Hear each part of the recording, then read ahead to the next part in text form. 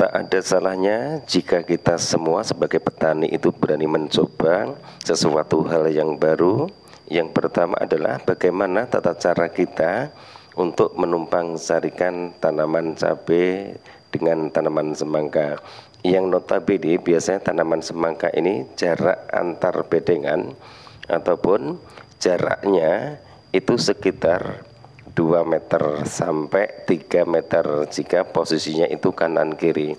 Tapi jika posisi itu satu baris biasanya membutuhkan tempat jarak tanam itu 3 meter teman-teman. Itu yang paling bagus. Tapi di sini saya berani mencoba bagaimana lahan ataupun bedengan yang ukurannya 90 cm. Di samping kanan kiri saya tanami tanaman cabai. Kemudian di tengah-tengahnya saya tanami semangka, dan alhamdulillah saat ini saya sedang melakukan pemanenan di usia tanaman semangka kami 62 hari setelah pindah tanam, dan alhamdulillah dari 150 pohon itu mendapatkan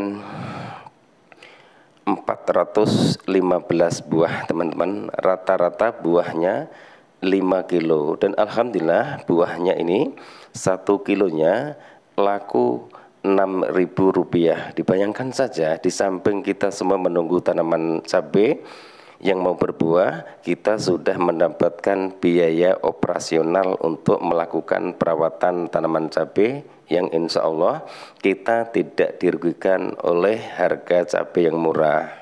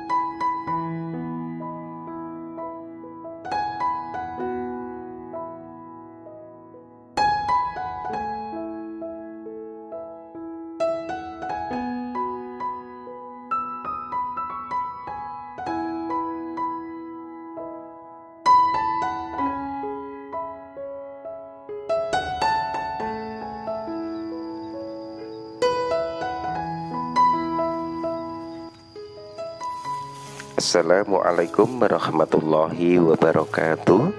Bismillahirrahmanirrahim. Allahumma sholli ala sayyidina Muhammad wa ala ali sayyidina Muhammad. Berjumpa kembali dengan saya Heri Petani Indonesia teman-teman. Pada kesempatan kali ini saya sedang melakukan pemanenan tanaman semangka yang sekarang usianya 60 hari lebih teman-teman. Dan di sini saya juga akan menjelaskan semua bagaimana tata cara kami untuk melakukan tumpang sari tanaman cabai dengan tanaman semangka. Tapi sebelum saya menjelaskan itu semua, saya mengucapkan banyak terima kasih kepada sahabat-sahabat kami, kepada subscriber kami yang selama ini selalu mensupport kami dan selalu mendukung perkembangan channel kami Heri Petani Indonesia, sehingga tumpang sari ini 100% berhasil teman-teman, dengan hasil yang sangat memuaskan karena buah paling kecil masih di kisaran 5,6 kg teman-teman. Buah yang paling besar ada yang mencapai 10,3 kilo teman-teman, dan alhamdulillah sekali. Dan untuk 1 kilonya teman-teman laku di harga Rp7.000. Dan untuk populasinya teman-teman, tanaman semangka ini hanya sekitar 200 pohon. Tapi 200 pohon itu saya lakukan topeng pucuk, kemudian saya sisahkan 2 tunas cabang. 1 tunas cabang saya buahkan minimal 4, maksimal 6 teman-teman. Dan alhamdulillah berhasil semua. Untuk 200 pohon ini bisa mendapatkan hampir 700 buah teman-teman. Dan alhamdulillah sekali ini tidak disangka-sangka, mungkin karena usaha kami, ketekunan kami untuk merawat kedua tanaman ini. Dan nanti setelah tanaman semangka ini dicabuti pohonnya, baru fokus untuk tanaman cabenya. Tanaman cabenya pun juga sudah memasuki usia 35 hari setelah pindah tanam. Walaupun pohonnya masih pendek, untuk tanaman cabai teman-teman tidak usah takut karena bisa diperbanyak dosis pemupukannya, tapi harus di lubang pemupukan teman-teman.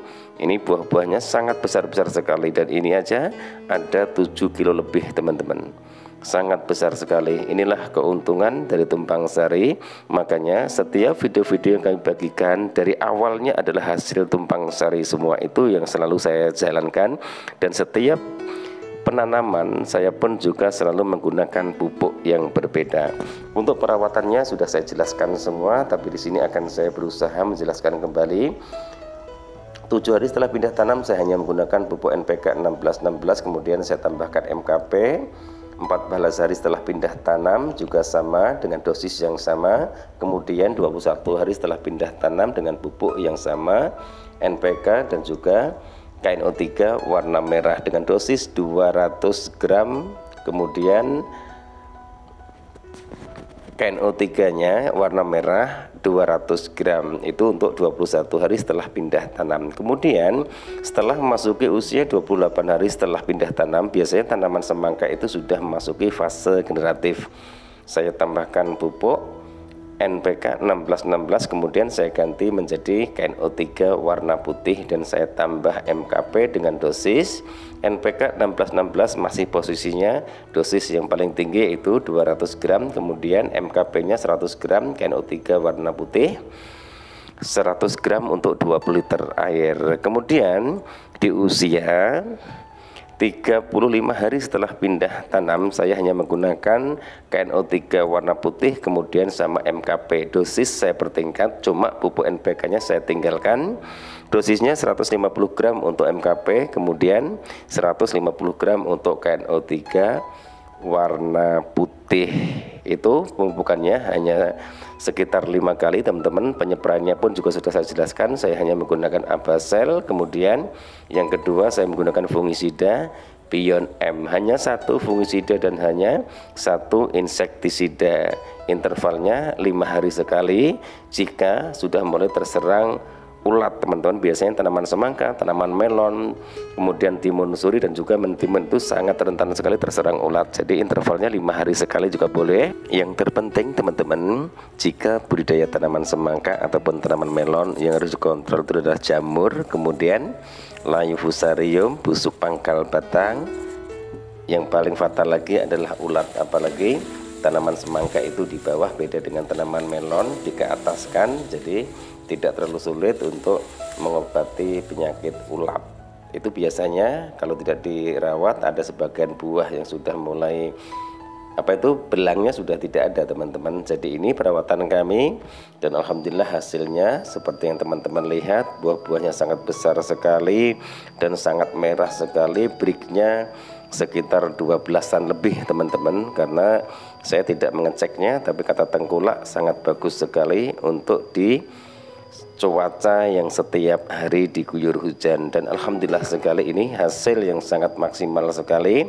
Nanti hasil di tanaman cabenya teman-teman tonton terus video-video yang kami unggah di channel Heri Petani Indonesia, channel saya pribadi. Kemudian tanamannya juga tanaman saya pribadi, bukan berarti saya itu nggak mau disamakan teman-teman. Memang metode-metode yang saya pergunakan adalah memang sangat berbeda sekali dengan apa yang dipergunakan oleh Mas Udin. Untuk tanaman cabai dan tanaman semangka ini sama sekali saya tidak menggunakan sikarbon, kemudian asam humat, dan juga saya tidak menggunakan kalinet dan juga menggunakan Vitaron SL teman-teman. Jadi sangat berbeda sekali. Bukan saya mau mengelak, bukan saya hanya sekedar meluruskan. Saya juga sambil bicara sambil ketawa kok, bukan marah-marah. Karena bagi kami adalah yang terpenting hasilnya, bukan masalah metode-metode yang dipergunakan siapapun juga. Karena di sini saya ingin berdikari sendiri bagaimana saya membuatkan video itu beda dengan yang lain tapi hasilnya tetap bagus. Kemudian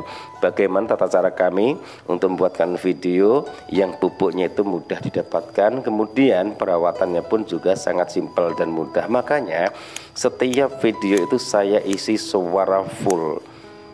Setiap video mulai penyepraian, pemupukan, peracikan pupuk itu selalu saya buatkan video sendiri. Teman-teman bisa lihat tangan kanan megangin sendok, tangan kiri megangi HP.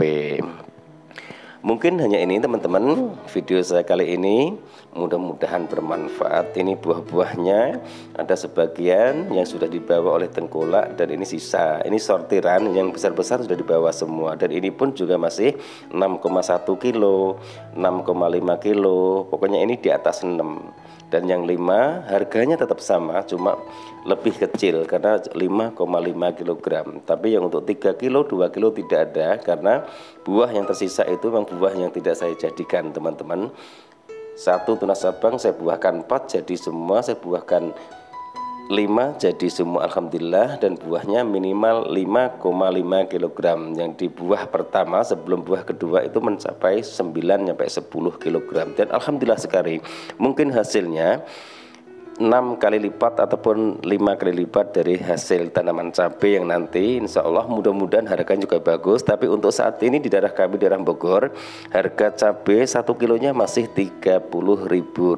Itu masih lumayan alhamdulillah sekali.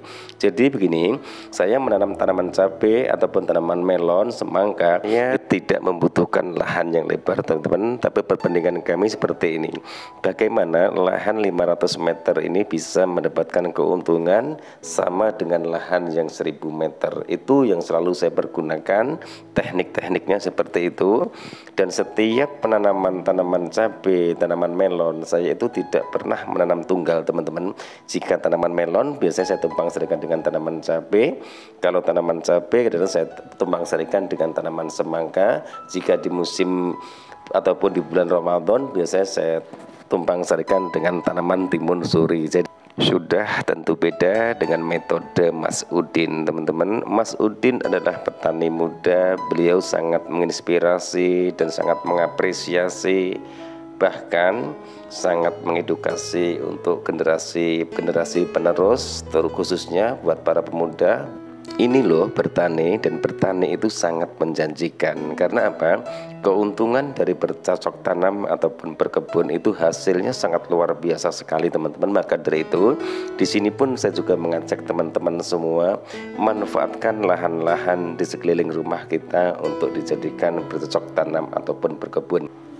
Dan ini buahnya teman-teman, ini sebagian sudah dibawa, yang besar-besar sudah dibawa, tapi ini beratnya 6,1 kilo, kemudian 6,7 kilo.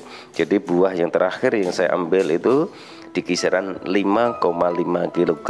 Yang kecil-kecil nanti insya Allah akan kita bagikan di sekeliling tempat kami, karena posisi saya menanam tanaman melon ini adalah di tengah-tengah perumahan ataupun di tengah-tengah lingkungan. Bahkan lahan yang saya jadikan budidaya tanaman cabai, tanaman melon adalah lahan-lahan kapling, lahan perumahan yang belum dibangun, kemudian saya manfaatkan. Terima kasih atas segala support dan doanya. Mudah-mudahan kedepannya saya bisa berbagi pengalaman, sharing pengalaman saya pribadi. Mudah-mudahan apa yang saya bagikan minimal bisa memberikan edukasi, dedikasi, dan bisa menginspirasi adik-adik kita untuk mencoba bercocok tanam ataupun berkebun. Wabillahi taufiq wal hidayah. Wassalamualaikum warahmatullahi wabarakatuh. Salam sukses buat Anda, salam sukses buat para petani di seluruh Indonesia.